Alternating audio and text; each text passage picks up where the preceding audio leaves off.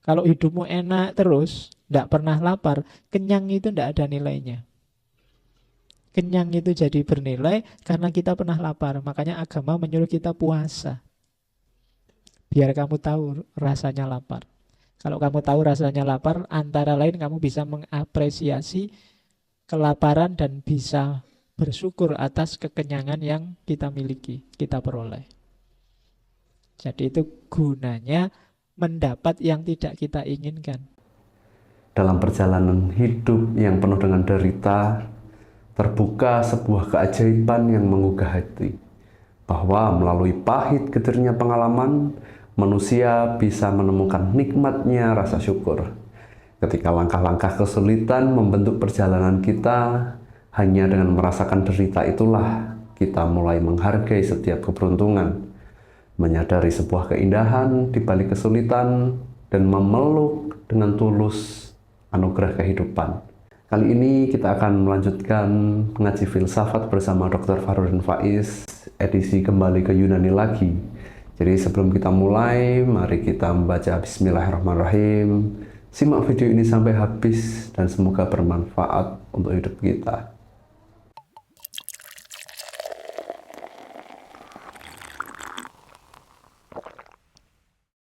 Cool thing become warm. The warm grows cool. The moist dries. The parched become moist. Yang dingin jadi hangat, yang hangat jadi dingin, yang basah jadi kering, yang kering jadi basah. Itulah hidup. Teh ini tadi panas, sekarang dingin. Seandainya ini es teh, tadi pastinya dingin. Tapi karena tidak diminum lama, lama-lama esnya mencair, terus yang semula dingin lama-lama jadi hangat. Jadi yang panas jadi dingin, yang dingin jadi hangat. Yang basah jadi kering, yang kering jadi basah. Itulah hakikatnya hidup. Nanti ini dilanjutkan ke konsepnya tentang oposisi atau kontradiksi. Jadi inilah rumusnya orang hidup. Jadi hidup ini berubah. Maka nanti kalau dilanjutkan berarti apa? Orang yang bahagia adalah orang yang bisa menerima perubahan, apalagi orang yang bisa menyadari dan mengontrol perubahannya. Sebenarnya kamu biarkan saja ya hidupmu itu berubah, tapi akan membahagiakan kalau kamu bisa mengontrol perubahan itu dan kamu bisa menerima hasilnya. Orang itu biasanya hidupnya susah ketika tidak bisa menerima perubahan. Padahal perubahan itu kalau pakai bahasanya Heraklitos berarti dia termasuk sunnatullah. Oke, kita lanjutkan. Konsep perubahan sudah. Sekarang yang kedua konsep tentang logos. Lupa kalau semuanya berubah, bagaimana alam ini bisa tertib, tertata, rapi? Katanya Heraklitus, loh, alam ini bisa berjalan rapi, harmonis, tertib karena ada logosnya. Jadi logos itu kadang diartikan akal, kadang diartikan pola, kadang diartikan di situ disebut pattern, disebut hukum yang menguasai segalanya, menggerakkan segalanya, dan seterusnya. Jadi logos itu kalau Heraklitus penjelasannya agak susah. Dia tidak bisa didefinisikan, tidak bisa digambarkan. Dia adalah pikirannya alam semesta. Nanti gagasannya tentang logos ini yang membuat dia disebut the obscure, orang yang tidak jelas, orang yang gelap. Ini maunya ngomong apa sih? Ya. Oke, sekarang kita paksakan ngomong ya. Semoga cocok dengan maunya Heraklitus. Ini mungkin kalau ditarik-tarik agak mirip dengan konsepnya mungkin Hegel tentang akal dunia. Jadi hidup kita ini ada logosnya. Sebeda apapun kalian, sebebas apapun kita yang saya berpikirnya bebas loh Pak, saya sesuai keinginan saya sendiri. Sebenarnya ada polanya, ada bentuknya. Bentuk itu logos. Karena kamu orang Indonesia misalnya, sebebas apapun kamu, Nggak akan bisa keluar dari gaya keindonesiaanmu. Nah itu contohnya. Yo dalam skala besar, nggak cuma Indonesia, dunia. Misalnya sekarang dunia itu zaman revolusi 4.0, karpe apa itu. Kita tidak akan bisa keluar dari pattern ini, dari pola ini. Gaya pikir, gaya ekspresi kita tidak akan jauh-jauh dari situ. Logos kita hari ini itu polanya seperti itu. Perubahan apapun yang terjadi tidak akan keluar dari logos. Logos itu pikiran, gagasan, pola, model. Kalau logos dia sifatnya tetap seragam. Aku dan kalian ini seolah-olah beda, tapi sebenarnya dekat kok. Gaya pikir, gaya hidup, cara kita memutuskan sesuatu. Kenapa? Karena kita ada di lokal yang sama, hidup di zaman yang sama, dengan peradaban yang sama. Itulah logos namanya. Sebeda apapun kita, pasti ada polanya. Kalau tidak ada itu, tidak karu-karuan, hidup ini mesti kacau balau. Pola ini kadang-kadang, ya mungkin saya tadi sedikit nyinggung semacam sunatullah, semacam ada pola-pola patternnya. Jadi perubahan pasti terjadi, tapi perubahan ini ada dalam konteks logos. Nah, ini kalimatnya. We should let ourselves be guided by what is common to all. Logos itu dimiliki semua orang. Makanya kalimatnya common to all. Kita harus membiarkan diri kita dituntun oleh apa yang umum.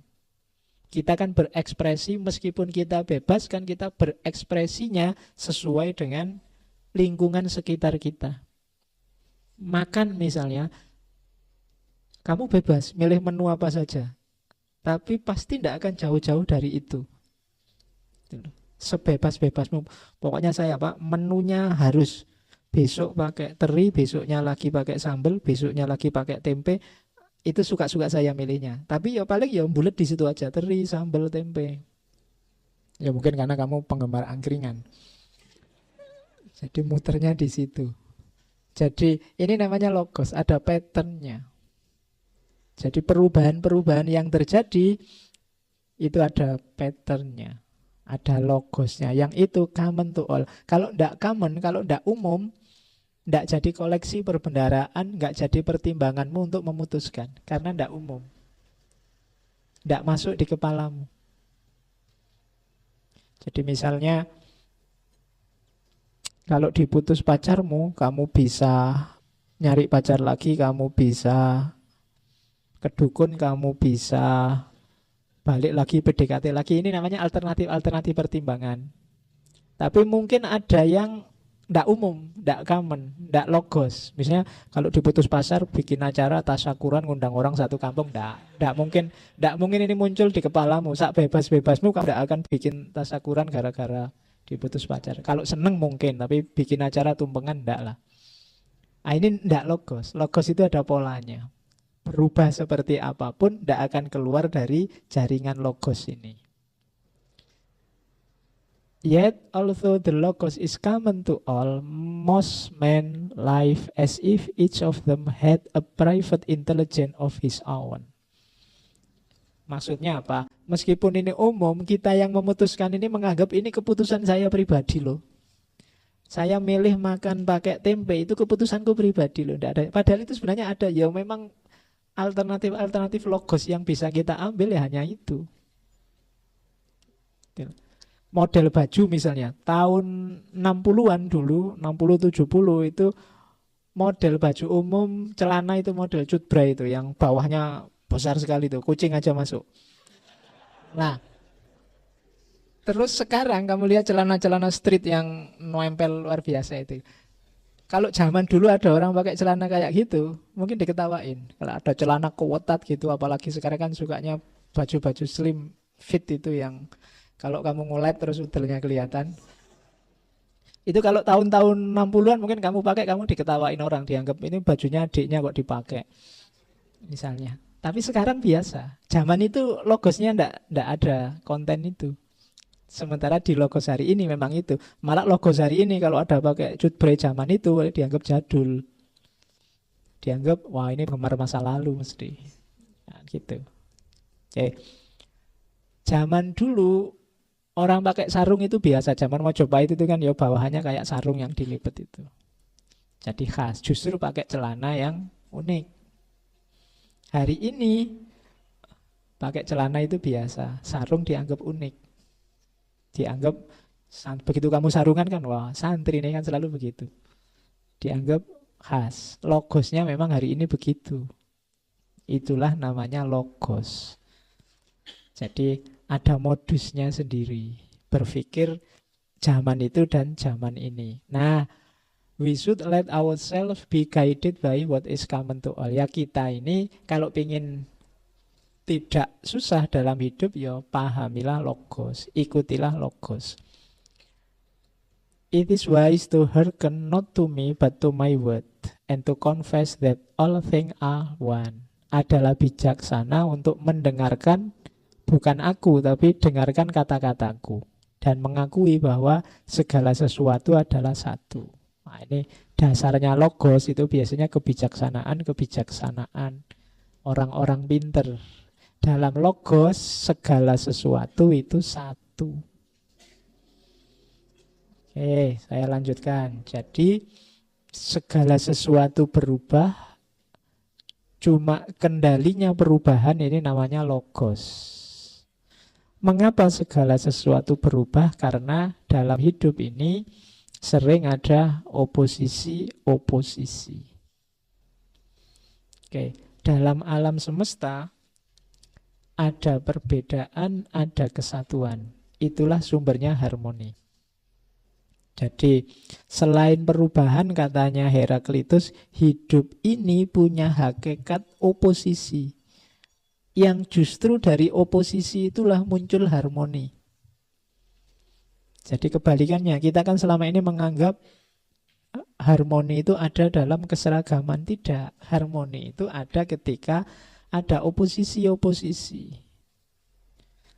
Harmoni itu kan kita sering mengartikannya serasi. Loh, kalau tidak ada oposisi, gimana menyebut serasinya? Kalau semua seragam, ya tidak bisa disebut harmoni, itu kan selaras. Nah, hidup ini isinya oposisi dan harmoni. Ya pertentangan, ya kesatuan. Kamu bisa kenyang kalau ada rasa lapar. Kalau tidak ada lapar, tidak ada kenyang. Ada tua karena ada muda. Kalau ada orang kaya berarti ada orang miskin. Jadi ini kan oposisi-oposisi. Miskin, kaya, presiden, rakyat. Di situ ada lagi tua, muda, besar, kecil. Ini kan oposisi-oposisi. Dari situ terbangun harmoni. Kalau semuanya rakyat, semuanya kaya, semuanya muda, tidak akan ada tua. Bahkan muda itu sendiri juga tidak ada. Kalau semuanya rakyat, ya rakyat itu sendiri hakikatnya tidak ada. Kalau semuanya sehat, sehat itu sendiri tidak ada. Karena untuk ada sehat, butuh ada sakit. Jadi itulah oposisi dan harmoni. Maka jangan mengeluh kalau pas lagi sakit. Kalau kita sakit, itu menunjukkan bahwa kita ini ya manusia biasa ternyata. Masih bisa sakit. Ternyata kita ini lemah. Tapi hikmahnya banyak kan sakit itu. Betul. Dengan adanya sakit, kita kenal namanya sehat. Kalau tidak ada sakit, tidak ada sehat. Rumah sakit tidak ada gunanya. Apotek buat apa? Fakultas kedokteran ditutup saja. Lah iya kan? Karena ada sakit inilah banyak hal bisa berputar secara harmonis. Jadi antara harmoni dan oposisi. Hidup ini saling melengkapi, dialektis. Ngaji ini ada saya, ada kalian. Ada saya saja nggak jalan, ada kalian saja ya paling ngobrol. Sama-sama mutual, saling melengkapi. Bahkan tidak cuma dua, masih ada takmirnya lagi, butuh masjidnya juga betul. Jadi hidup ini selain berubah juga saling berlawanan. Cuma dari perlawanan-perlawanan itu muncul harmoni. Jadi seimbang. Kalau ada temanmu jahat, jelek, ya jangan kesusu dimarahi, ya diperbaiki pelan-pelan. Tapi setidaknya dengan jeleknya dia, kebaikanmu jadi muncul. Iya kan? Kalau semua baik, baikmu tidak akan kehitung. Tapi karena ada yang jelek, baikmu jadi kelihatan. Jadi di antara gunanya kegelapan itu apa? Cahaya jadi penting. Kalau tidak ada kegelapan, tidak ada gunanya cahaya. Wong tidak ada kegelapan. Itu harmoni dan oposisi. Oke. Kalau kemarahan tidak ada, kesabaranmu tidak ada artinya. Jadi kesabaran itu mulia karena ada namanya kemarahan. Dan ini saling mengimbangi, saling harmoni. Inilah logika harmoni dan oposisi. All things, yang kedua, all things come into being by conflict of opposite. Segala sesuatu muncul karena oposisi-oposisi. Opposition bring concord, out of discord come various harmony. Jadi oposisi itu membawa kenyamanan, kesesuaian, dan discord. Discord itu kemelesetan, konflik membawa pada harmoni. Jadi maksudnya apa? Hidup ini dialektis. Kita menghadapi apa, menghasilkan apa. Jadi kita pinginnya belajar, tapi juga bebas berpikir, tapi juga ada tuntunannya, ada terus lahir ngaji yang filsafat. Yo ngaji tapi yo filsafat. Itu kan semula orang bingung dengan istilah ini. Ini istilahnya agak oposisi, tapi karena oposisi inilah nanti lahir sesuatu yang baru. Kalau tidak ada oposisi, yo ngaji saja. Kan banyak yang komentar, ngaji itu ya Quran, mosok ngaji filsafat. Lu bener, ngaji ya Quran yo apik. Cuma kalau begitu tidak lahir sesuatu yang baru. Lahir sesuatu yang baru itu kalau ada yang oposisi, saling didialektikakan. Kamu mungkin tidak jadi bijaksana kalau dapat teman baik terus. Kebijaksanaanmu keluar ketika kamu berdialektika dengan temanmu yang kurang ajar, yang nakal, sakarepe dhewe. Di rumah kamu tidak bijaksana karena di rumah kamu jadi objek nasihatnya orang tuamu. Begitu di kos-kosan dapat teman yang nakal, sekarang kamu posisinya jadi yang ngasih nasihat. Mbok kamu itu jangan gini, mbok kamu jangan gitu. Padahal di rumah kamu tiap hari dimarahi kayak gitu sama orang tuamu. Ya kan? Loh, itu namanya dialektis. Hidup itu tergantung musuhmu apa, siapa. Makanya cari musuh yang tangguh, biar kamu juga jadi tangguh. Kalau kamu malas tidak mau ambil resiko, ya tidak melahirkan hal-hal yang besar.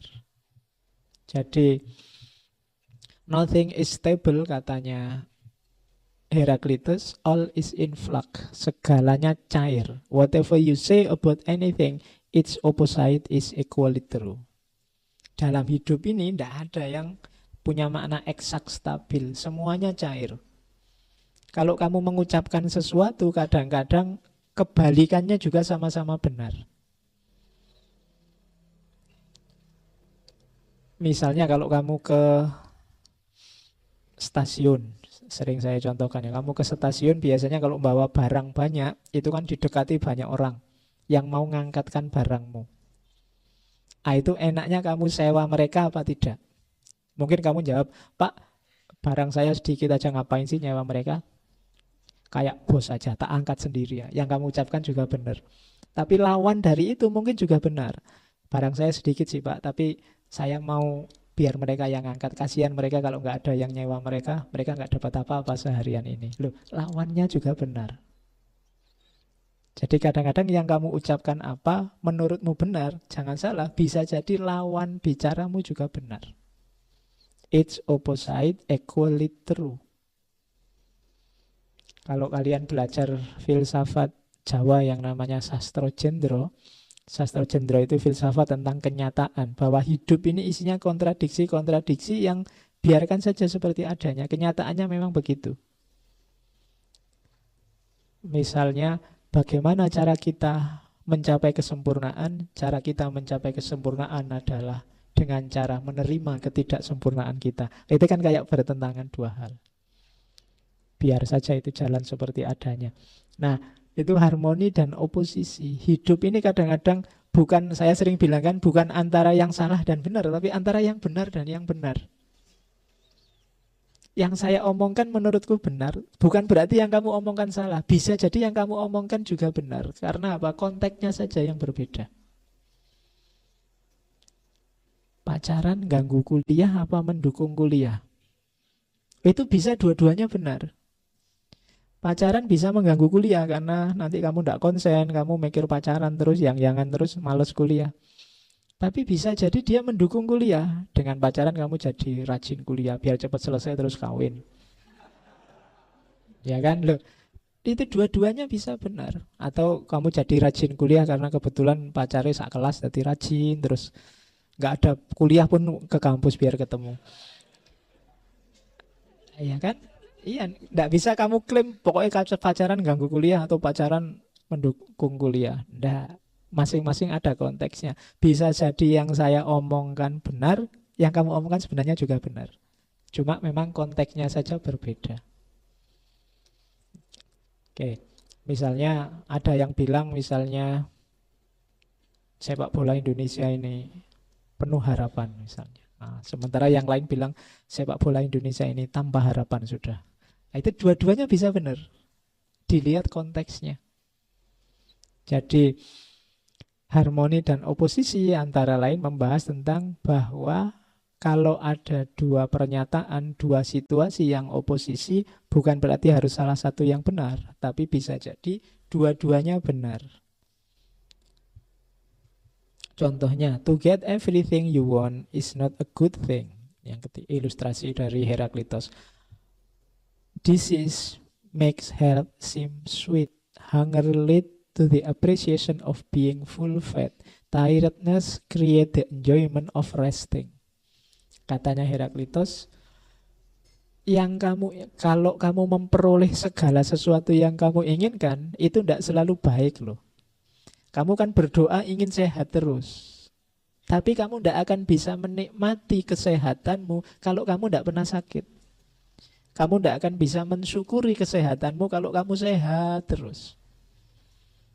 Jadi kalau kita berdoa, ya Allah berikanlah saya kesehatan selalu yang tidak sakit-sakit, doamu tidak salah. Cuma kalau ini dikabulkan oleh Allah ada efeknya. Nikmatnya sehat tidak akan bisa kamu rasakan. Kamu bersyukur sehat itu ketika kamu pernah sakit. Alhamdulillah sekarang sehat. Betul. Dengan kamu sakit kan banyak hal yang selama ini kamu anggap penting jadi tidak penting karena kamu mikir kesehatanmu. Sekarang kesehatan jadi nomor satu, berharga. Kita selalu bilang hati-hati ya, jaga kesehatan. Kesehatan nomor satu. Kalimat ini kita paham, tapi kita yakin benar dengan makna kalimat ini kalau kita memang pernah sakit. Kalau tidak pernah sakit agak susah kita mengapresiasi sehat. Kenyang juga begitu. Kalau hidupmu enak terus, tidak pernah lapar, kenyang itu tidak ada nilainya. Kenyang itu jadi bernilai karena kita pernah lapar. Makanya agama menyuruh kita puasa. Biar kamu tahu rasanya lapar. Kalau kamu tahu rasanya lapar, antara lain kamu bisa mengapresiasi kelaparan dan bisa bersyukur atas kekenyangan yang kita miliki, kita peroleh. Jadi itu gunanya mendapat yang tidak kita inginkan. Kamu sekarang ngerti berharganya kuliah setelah semester 14. Ya kan? Kemarin-kemarin tidak terlalu kamu apresiasi. Sekarang kamu baru sadar, wah harus serius ini kuliah. Kenapa terancam DO? Nah, yang tidak pernah ngalami semester 14 mungkin tidak terlalu bisa menikmati indahnya kuliah sampai semester 14. Kuliah yang sejati itu kan di semester-semester akhir itu. bagaimana tegangmu, seriusmu, bagaimana kamu melekan bikin skripsi, bagaimana. Wah, itu contoh antara lainnya. Itu oposisi. Kalau di filsafatnya Sastro Jendra itu hidup itu memang kayak gitu. Yang kita anggap jelek, kadang-kadang hasilnya baik kita tidak tahu. Kalau di wayang ada cerita misalnya Werkudara, dia bisa dapat air kehidupan karena dia patuh pada gurunya. Padahal gurunya ini curang. Gurunya ingin membunuh dia. Tapi dengan patuh pada guru yang curang, akhirnya tetap dapat air kehidupan. Dalam perang ada cerita saling bunuh dua saudara antara Arjuna sama Karna.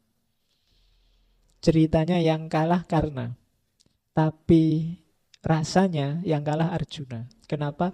Dia membunuh saudaranya sendiri, yang disesali secara luar biasa oleh Arjuna. Loh, di sini kan batas menang kalah tidak jelas. Siapa kalah, siapa menang. Harusnya dari sisi pertarungannya yang menang Arjuna. Tapi ternyata setelah ditelusuri lebih dalam, mungkin yang menang karena Arjuna menyesal telah membunuh karena wong itu saudaranya sendiri. Nah, ini yang disebut kalau di Jawa namanya kasunyatan. Ilmunya namanya Sastro Jendra. Hidup itu kenyataan seperti itu. Yang kita anggap jelek, kita anggap baik, mungkin batasnya tipis.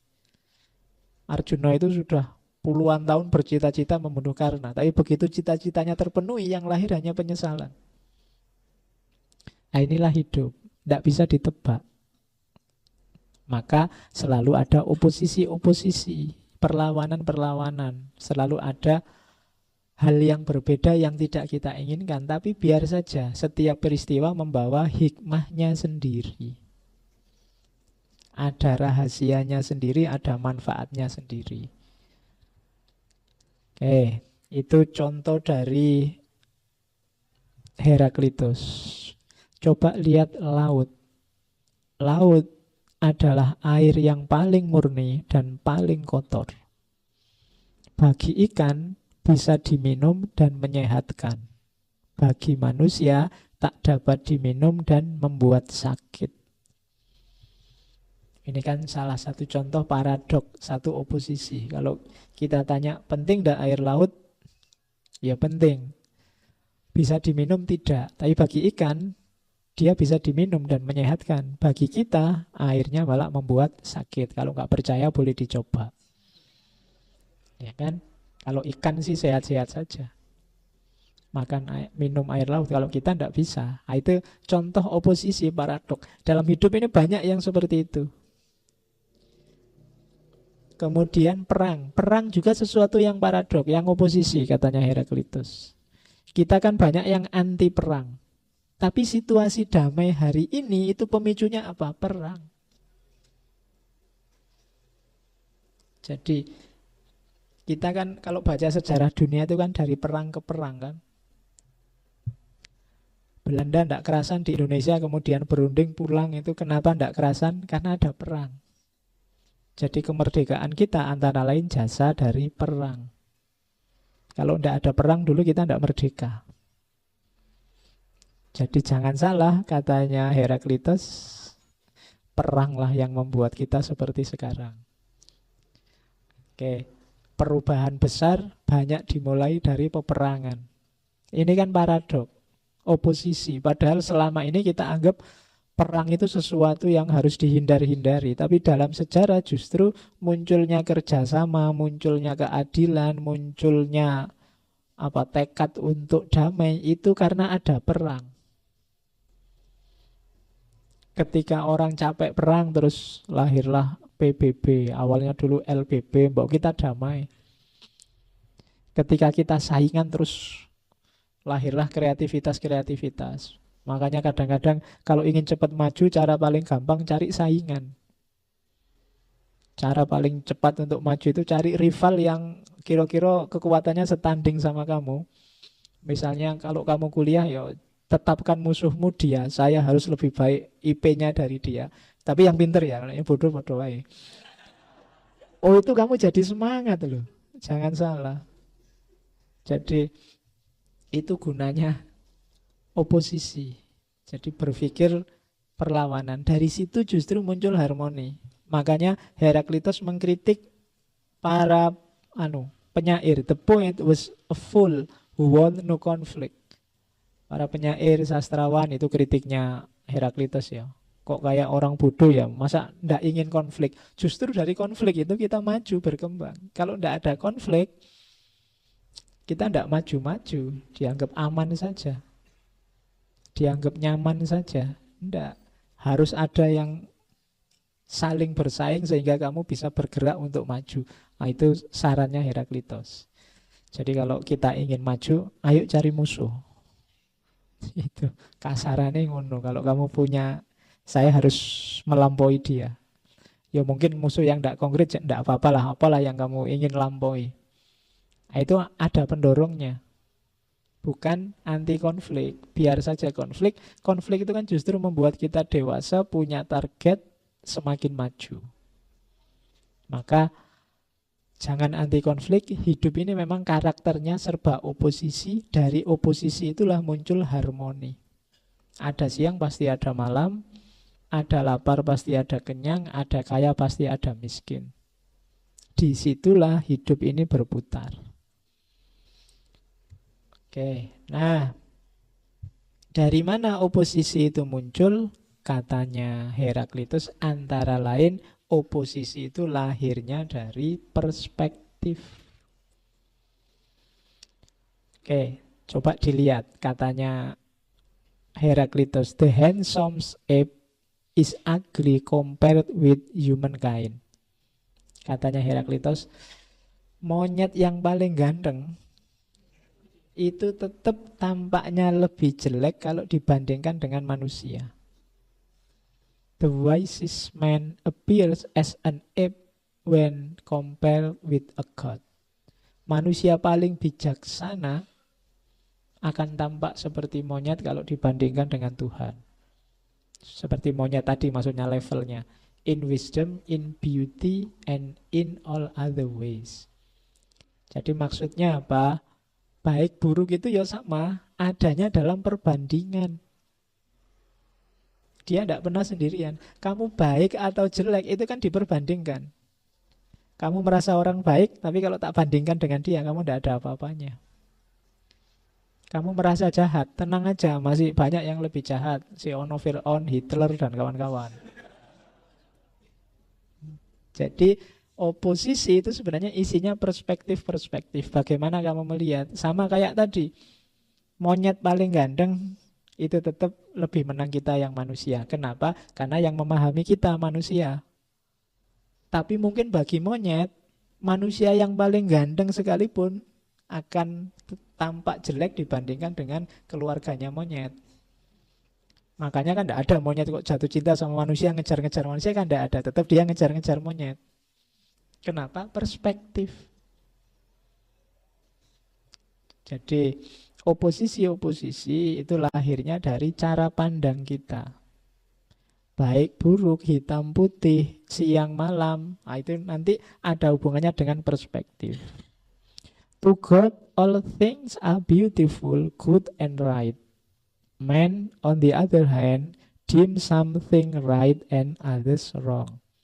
Kalau bagi Tuhan sih segalanya indah, baik, dan benar. Tapi bagi manusia ada yang baik, ada yang jahat. Jadi kalau manusia ya tidak bisa sempurna. Ada yang baik, ada yang jahat. Dan itu perspektif. Nah, yang beda-beda ini sebenarnya satu. Perspektif kita yang membedakan. Makanya di situ di quote yang ketiga, the way up and the way down are one and the same. Tangga untuk naik dan tangga untuk turun itu sebenarnya tangga yang sama. Yang membedakan apa? Kepentingan kita, perspektif kita. Kalau kalian sedang naik tangga, itu kan ya tangganya sama. Pas kamu lagi turun, dia namanya tangga untuk turun. Tapi kalau kamu sedang ingin naik, tangga ini jadi tangga untuk naik. Tangganya sama, cuma bunyinya bisa beda. Kenapa? Kepentingan kita yang beda. Perspektif kita yang beda. Kalau kamu misalnya nyuruh, aku mau dipinjemi tangga untuk naik. Besok aku pinjam lagi ya, tapi tangga untuk turun. Itu tonggomu mesti bingung. Kenapa? Ya karena tangga untuk naik sama tangga untuk turun itu sebenarnya tangga yang sama. Hanya cara kita memakainya, perspektif kita yang membuat tangga itu jadi berguna untuk naik atau berguna untuk turun. Jadi kuncinya hanya di perspektif. Jadi oposisi-oposisi tadi sebagian kuncinya ada di perspektif. Oke. Yang terakhir itu tadi sudah banyak dicontohkan ya. It's by disease that health is pleasant. Karena adanya sakit, maka sehat itu jadi menyenangkan. Karena adanya kejahatan, maka kebaikan itu jadi menyenangkan. Karena adanya kelaparan, maka kenyang itu membahagiakan. Karena adanya capek lah, maka istirahat itu jadi menyenangkan, membahagiakan. Jadi jangan mengeluh dengan kesulitan, ketidakenaan, ketidaknyamananmu, karena bisa jadi itulah gerbang untukmu bisa menikmati kenyamanan, rasa enak, dan rasa nikmat. Kalau ndak ada itu, ndak. Kayak kalau kalian makan itu loh. Ketika diawali lapar kan makan apa saja jadi enak. Jadi ternyata enaknya makanmu ditentukan oleh penderitaanmu sebelum makan. Ya kan? Kalau ndak ada laparnya, ndak ada penderitaannya, makan seperti apapun mungkin jadi ndak enak. Misalnya kamu sudah awal piring pertama itu diawali dari lapar, jadi nikmatnya luar biasa. Terus kamu serakah, makan piring yang kedua. Enaknya piring kedua ini paling tinggal setengah. Kamu lebih serakah lagi, mungkin karena ada yang neraktir. Terus kamu nambah piring ketiga. Hati-hati, di piring ketiga ini kamu blunder, bisa makanan yang semula terasa enak bisa jadi bencana. Jadi ternyata kenikmatan itu ada di suapan pertama. Oh ini kamu harus ngatur strategi. Kadang-kadang kalau kamu makan yang paling enak, kamu makan awal apa akhir? Akhir. Ketika kamu makan akhir, enaknya tinggal separuh. Kenapa? Kamu sudah kenyang. Jadi misalnya lauknya ada tempe, tahu, ayam. Biasanya ayamnya terakhir ya. Iya. Padahal ganas-ganasmu nikmat makan itu di suapan-suapan awal ketika kamu lapar. Tapi ketika ayamnya kamu makan belakangan ya enaknya tinggal separuh. Atau disimpan aja ayamnya buat nanti. Kalau sudah lapar lagi. Oke, jadi yo makan harus ngatur strategi. Yo meskipun jangan tertipu, nanti dianggap ayam ternyata lengkuas. Kamu sudah mengatur energi biar gongnya enak ternyata keliru.